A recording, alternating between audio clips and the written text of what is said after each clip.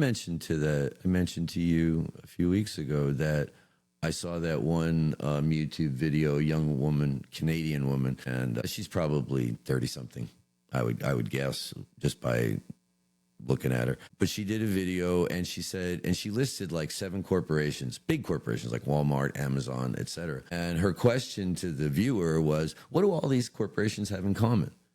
And it turns out that every single one of them, the people that work for them qualify for government assistance. Yeah.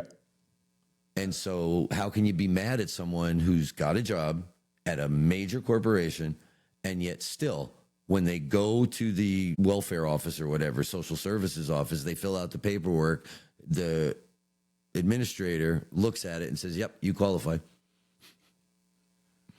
How can you be mad at that? So that they don't have to be on food stamps. But instead of being outraged by the million billionaires, the millionaires and billionaires, instead of being outraged that they're not paying their people, you're outraged at the person who's working and just doesn't have enough. You know, it just seems like the anger is misplaced. What media environment, what epistemic bubble do they live in that allows them to think that? Where, you know, and this is the deeper question that we get to.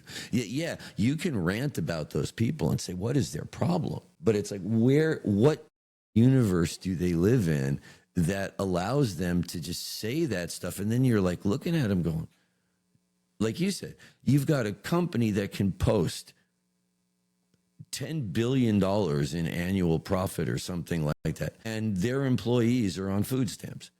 And you're like, $10 billion in profit. You couldn't give $2 an hour more to your employees for that, give them another $300 a month, and then that $250 that they're getting from SNAP just goes away. They don't need it anymore. But the people don't get angry at that. They get angry at the person who's going, yeah, I don't want to eat ramen. I'd like to have some hamburgers at least once a month. Yeah.